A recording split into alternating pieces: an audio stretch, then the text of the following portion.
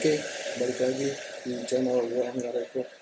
Kali ini gue mau nerangin soal namanya digital marketing. Ini part 1 ya. Bakal ada lanjutan lagi di part berikutnya karena bakal banyak, panjang banget. Sebenarnya apa sih itu digital marketing itu? Digital marketing itu sebenarnya secara gambaran umumnya adalah bagaimana kita menjual sebuah produk itu di dalam dunia maya atau di online ya. Gampangnya itu adalah online shop, salah satunya adalah online shop, terus media sosial Facebook. Kalau lo sering lihat kan ada iklan di Facebook, Instagram, dan YouTube juga. Bagaimana caranya sih biar kita jualan nih produk kita itu istilahnya dapat omset yang lumayan, yang bagus, istilahnya laku lah. Tapi kalau lo baru pertama kali jualan di online itu jangan berharap, maksudnya jangan berharap lo langsung langsung laku gitu. Karena udah di posting di Facebook, posting tapi kok sedikit yang beli, udah diposting di Instagram tapi kok sama aja, atau mungkin yang beli cuma sedikit doang, udah main di marketplace tapi yang pesen atau yang order nggak banyak.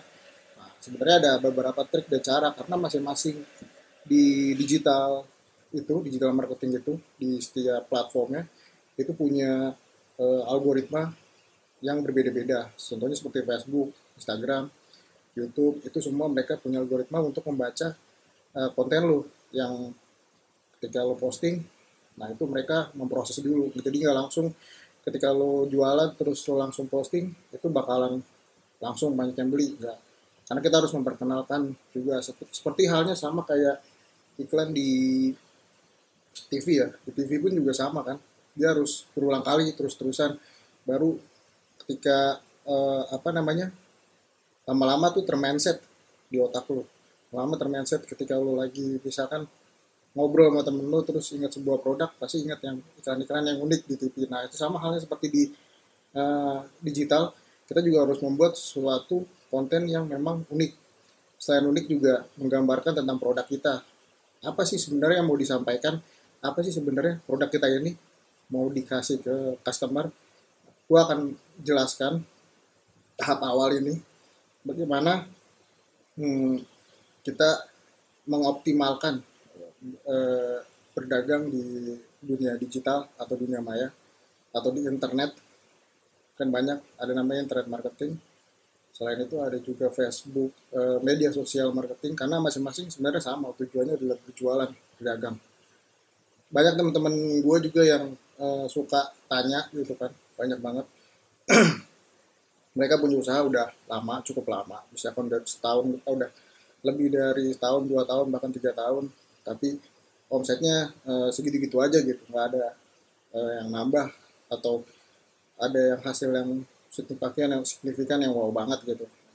Padahal mereka udah sering kayak posting di media sosial, Instagram, Facebook, tapi tetap sama gitu. Ada yang juga yang udah jualan daftar di marketplace ya, tapi juga sama, itu juga tidak mendapatkan hasil yang signifikan banget gitu kan. Nah ini bakalan gue kasih tahu caranya tahap awal. Yang pertama yang harus lo lakuin itu, kalau lo pengen dagang online ya tentu punya produk, harus ada produknya. Mau apa aja yang memang sekiranya lo bisa mudah buat jualan. Jangan pernah melihat misalkan, wah si A dagangnya ini kayaknya laku, laris. Nggak bisa disamaratakan, karena produk itu tergantung lo bisa menjalaninya atau melakukannya. Maksudnya mudah gitu, lo bisa dapat supplier dengan mudah, bisa dapetin barangnya itu dengan mudah. Jangan sampai lu nyari ngikutin itu cuman lu nggak tahu dapetnya dari mana, produknya, barangnya dari mana. Nah makanya itu yang pertama dilakuin, lu harus punya namanya produk dulu. Lalu yang kedua, lu harus punya media sosial. Ini entah Facebook, Instagram, bebas pokoknya, apa aja lah, nggak mesti semuanya. Yang sekiranya memang di sini lo bisa mudah jalanin. yang sekiranya memang lu bisa mudah lakuin. Kalau memang di Facebook ya udah Facebook, karena masing-masing punya pasarnya sendiri sih, nggak bisa dibilang istilahnya wah ternyata lebih ramai di Instagram, wah ternyata lebih ramai di Facebook, nggak, karena masing-masing punya ada market sendiri-sendiri di situ, ada pasar lo sendiri. Yang seperti gue bilang di awal itu apa namanya, algoritma. Jadi lo harus tahu gimana sih mereka bisa menampilkan produk lo di orang yang ketika dia sedang butuh atau cari, atau secara nggak sadar mungkin lo kan pernah tahu nih, lo lagi pengen buka apa, atau maksudnya hasilnya gini, secara nggak sadar misalkan contohnya itu lo lagi abis cari barang baju misalkan, tiba-tiba di media sosial muncul iklan-iklan baju tuh dari marketplace, dari apa, orang yang emang iklan di Facebook Ads, tiba-tiba muncul. Nah itu yang namanya algoritma itu. Jadi dia, Facebook itu mengkategorikan, mensub, dia membaca setiap apa ya, tracking lu di internet gitu. Gak cuma Facebook, Instagram juga sama, YouTube pun juga sama, semua di internet dia men-tracking apa yang lo lagi lakuin di internet, lagi cari apa, dia bakal munculin. Nah itu salah satunya disebut dengan algoritma itu. Oke, terus tadi Facebook. Yang ketiga, kalau lo bisa main di marketplace itu lebih bagus. Marketplace banyak, ada Shopee, terus ada Tokopedia. Ini gua ada tulisannya, nanti bisa dilihat di samping. Nah, kalau gue salah ngetik tolong dimaafin, takutnya ada yang salah ketik produk nama marketplace-nya. Terus ada Bukalapak, terus ada Lazada, dan masih banyak lagi yang lainnya. Bisa lo lihat, bisa lo ikuti, banyak lah pokoknya lo taruh aja kalau memang sekiranya nih, oh gue bisa nih mudah nih Tokopedia, ya udah lu main di Tokopedia. Oh gue mudah nih main di Shopee, ya udah lu main di Shopee. Atau bisa semuanya, mungkin lu bisa handle, malah justru lebih bagus. Karena terus yang keempat, lu harus ada namanya WhatsApp, karena ini buat berhubungan dengan customer lu nanti biar lebih mudah, lebih gampang. Nggak mungkin masa pakai SMS, zaman sekarang kan SMS ya tahu sendiri lah, tarifnya juga lumayan kan, mendingan pakai WhatsApp sekalian kan. Jadi biar bisa lebih mudah lo berhubungan kontak langsung dengan calon customer lo atau customer lo. Banyak sih aplikasi chat lain, mungkin lain bisa juga, atau apa, Telegram. Lagi apa yang harus dipersiapkan atau yang harus dilakukan ketika lo ingin berjualan di online. Kalau di offline kan mungkin lo buka toko atau lapak, atau kasih alamat atau kasih tempat dagang lo. Beda kalau di online kan kita harus ngasih tahu jejak kita di internet. Kita harus kasih tahu di mana sih orang bisa melihat barang kita, di mana sih orang bisa mudah buat nanya dapetin barang atau produk yang kita jual. Yang pertama, balik lagi, lo harus punya produk, lalu media sosial, Facebook, Instagram, lalu marketplace, Shopee, Tokopedia, Bukalapak, Lazada, dan banyak lainnya lagi ya. Pokoknya di marketplace kan udah banyak banget tuh, lu bisa cek, ikutin. Biasanya setiap marketplace itu punya term of condition atau persyaratan yang beda-beda. Lalu bisa ikutin dulu, cek dulu, lihat dulu, baca dulu, baru setelah itu lo baru untuk pasang lapak atau toko lo di situ. Lalu yang kedua, lo harus punya aplikasi chat, WhatsApp, Line, Telegram. Banyak ya aplikasi chat kan, udah banyak. Yang kira-kira sekiranya mudah aja, kalau gue sih pakai WhatsApp sih selama ini, pakai WhatsApp. Karena zaman sekarang lah pasti punya, setiap orang rata-rata banyak banget yang maksudnya dia punya handphone, pasti ada WhatsApp nih. Jadi buat gue lebih gampang ngejangkau di WhatsApp daripada yang lain. Tapi nggak apa-apa, it's okay kalau lo mencoba misalkan di Line atau Telegram. Yang penting kan nanti ketika lo sudah membuat konten, memposting produk lo, itu lo harus pasang, kasih tahu kayak produk lo ada di mana aja, misalkan Facebook alamatnya apa, Instagram alamatnya apa, di WhatsApp nomor telepon, Line, Telegram, seperti itu. Oke, lanjut lagi.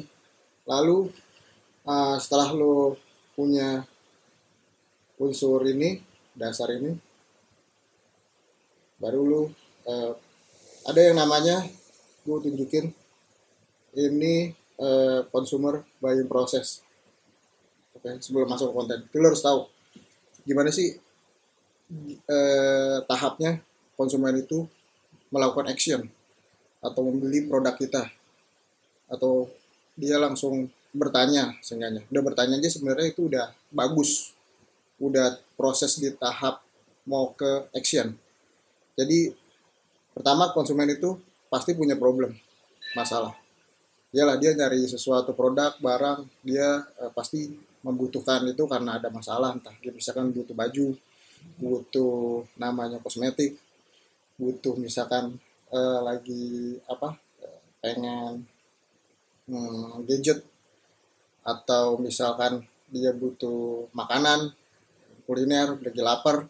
Semua berawal pertama adalah adanya sebuah timbul problem recognition atau masalah. Lalu dia mulai masuk ke information source. Dia mulai mencari apa yang dia butuhkan. Si konsumen ini mulai mencari apa yang dibutuhkan di internet. Salah satunya adalah platform yang sering banget dipakai itu adalah Google Search Engine. Dia akan mengetik, dia akan mencari barang tuh yang dia lagi butuhin. Muncul terus, udah gitu kan. Lalu setelah ketemu, dia akan melakukan evaluasi. Dia akan memilah, dia akan mengcompare. Karena kan produk banyak nih, yang jualan bukan cuma satu doang pasti kan sekarang. Ada berbagai macam toko atau orang yang dagang di situ kan.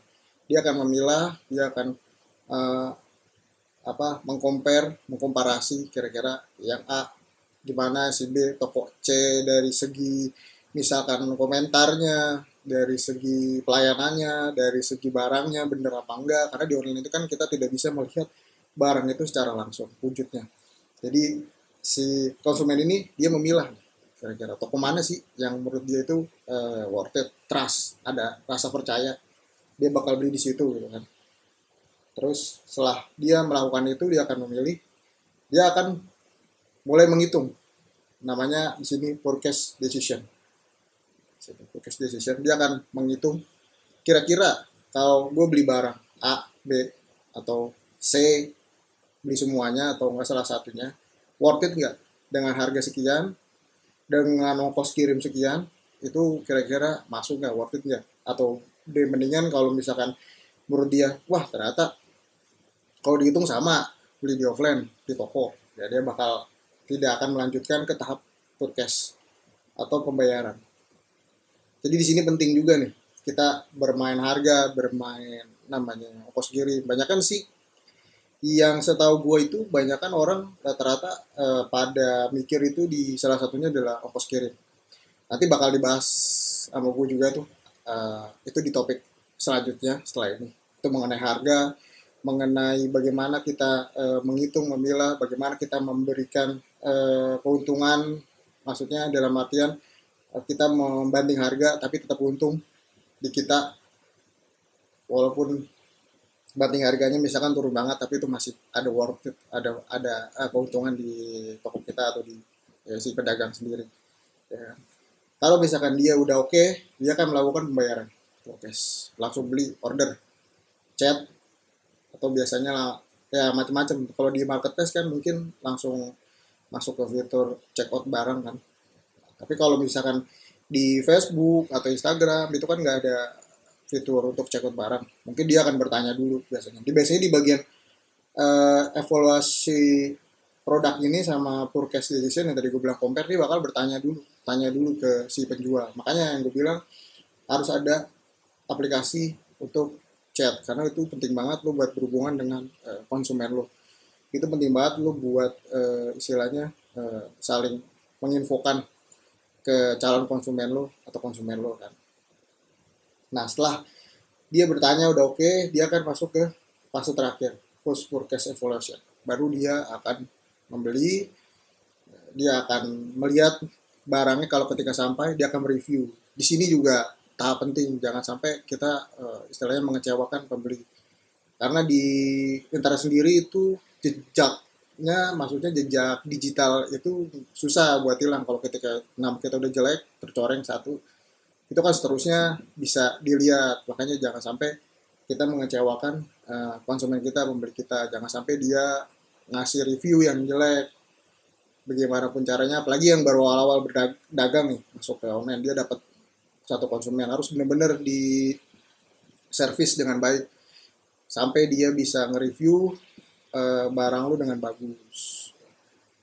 Nah, kalau lu mau istilah lebih nimbulin rasa trust atau kepercayaan si konsumen, itu apa namanya, lu harus punya minimal itu 10 konsumen yang sudah mereview dengan baik produk lo. Itu baru akan nimbulin ke trust yang lain, calon konsumen yang lain. Itu sih dari penelitian gue yang gue lakuin, yang gue jalanin selama ini, pengalaman gue yang gue jalanin selama ini. Terus, nah ini agak ribet coret-coretannya. Ini lebih luas, online marketing. Tadi kan tahapnya tuh ada apa namanya, segitiga yang terbalik. Ini ada 6 proses konsumen melakukan buying atau pembelian. Jadi nggak langsung tuh konsumen ketika lu posting lihat barang lu langsung pengen beli gitu, enggak. Karena dia ada tahap untuk dia bisa langsung memutuskan, oke, gue beli barang ini. Karena yang jual juga banyak banget kan, tahu sendiri di online itu gimana sih, ramai banget sekarang kan. Lalu harus pintar-pintar bikin pertama konten yang menarik, kita pintar harus bikin promo, ya itu yang gue bilang, lu bisa mengurangi harga tapi lu masih tetap untung. Nanti semua akan gue bahas satu-satu, ada semua di sini. Ada banyak cara lah selain ini, tapi dasarnya ini dulu. Tadi gue bilang terus ada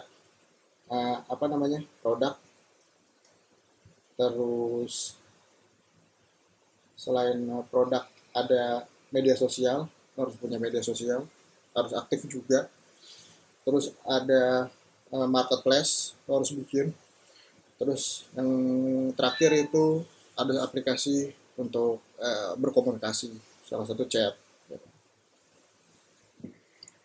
Oke, segitu dulu. Kalau misalkan ada yang mau bertanya, silahkan di kolom komentar atau bisa langsung ke kontak WhatsApp gue, nanti ada di deskripsi, bisa gue kasih. Dan konten ini bakal gue share juga, ada artikelnya juga pelengkap. Mungkin kan mungkin yang kurang jelas gitu, bisa baca lebih detail, nanti gue tulis, ada artikelnya di website lingkarkreatif.com. Itu oke, segini dulu aja. Kalau kalian suka dengan video ini, silahkan subscribe channel gue, Angga Reko.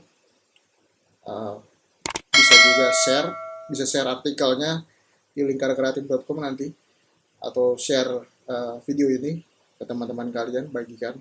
Bagaimana mungkin yang banyak yang sekarang pengen berjualan online karena lagi masa pandemi seperti ini kan, nyari sampingan di online. Jangan lupa like juga, dan terima kasih. Sampai ketemu lagi di next pembahasan berikutnya. Assalamualaikum warahmatullahi wabarakatuh.